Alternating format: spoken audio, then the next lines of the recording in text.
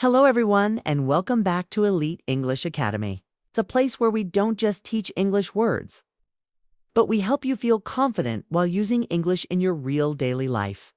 Today's topic is extremely important, especially if you understand English but still feel nervous, confused, or hesitant when you actually try to speak. Because we are going to talk about wrong versus right English conversation. And more importantly, why wrong English is not always truly wrong. Many learners have a common fear in their hearts, and that fear is, what if I say something wrong and people judge me?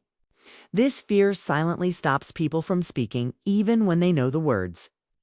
And that is exactly why today's lesson matters so much, so I kindly request you to stay connected till the end.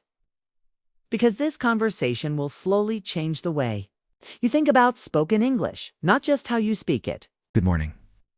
I was just thinking about how strange it feels that every morning I plan to speak English confidently. But when the moment actually comes, my mind suddenly becomes very quiet and blank. Yes. Good morning. That feeling you just described is actually very common among English learners. And this sentence itself is very useful in daily English because it honestly expresses an internal struggle without sounding weak or negative. Exactly. I can speak English in my head very smoothly. But when I talk to real people, especially fluent speakers, I start worrying about grammar, sentence structure, and whether my English sounds correct or embarrassing. This is a very important moment for learners to understand something clearly, because in real spoken English, people focus more on clarity and intention than on perfect grammar. And we'll slowly show this through today's conversation. That actually makes me feel a little relieved because sometimes I stop myself in the middle of a sentence just to avoid making a mistake, and then the conversation feels broken and uncomfortable. And this is a perfect example of how fear affects fluency, not lack of knowledge, and learners should notice how naturally we are discussing feelings here. Because these sentences are extremely common in real-life English conversations. To be honest, my biggest problem is that I constantly compare my English with others, and when I hear someone speaking very fluently, I immediately feel that my English is not good enough to be spoken confidently. I want you and everyone watching to notice something very important here, because what you just said reflects a mindset issue, not a language issue. And this sentence is powerful because it shows emotional honesty, which is valued in any language.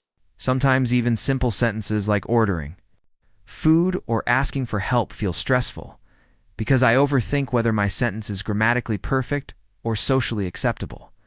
This is where learners must understand that spoken English is flexible, forgiving, and human. And this explanation is important because in real life, people don't speak like grammar books. They speak to communicate. So you mean that my English doesn't need to be perfect to be understood? Exactly. And this question you just asked is a long but very natural spoken question, which shows curiosity and openness. And you can use this kind of question in learning environments, workplaces, or friendly discussions. Why don't we turn this discussion into a small role play?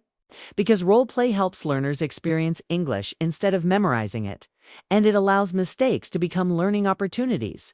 That sounds helpful, because when English feels practical and safe, it becomes much easier to speak without fear. Exactly.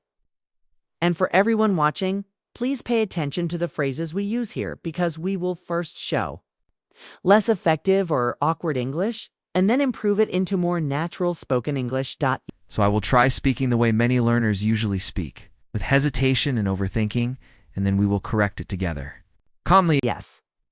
And remember, this is not about judging wrong English, but about improving clarity and confidence. Excuse me, I want to say that I am not coming tomorrow because I am having fever and I will not be able to come office. So please manage my work if possible.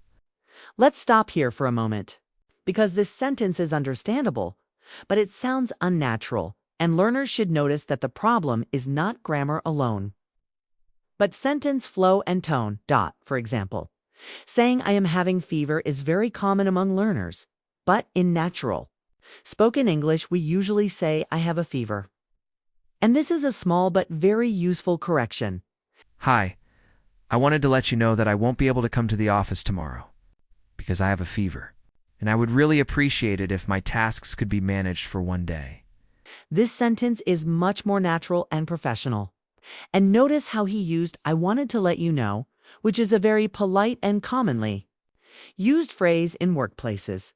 This phrase is important because it softens the message and shows respect.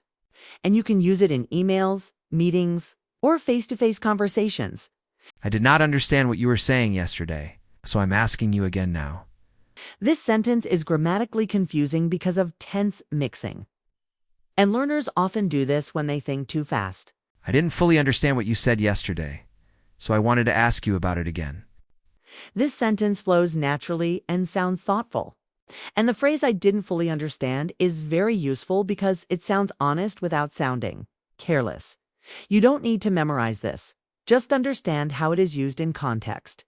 Today, I can clearly feel the difference now, because the corrected sentences don't feel harder. They actually feel more comfortable to say. And that is the biggest lesson here. Because good spoken English feels easy and natural, not heavy and stressful.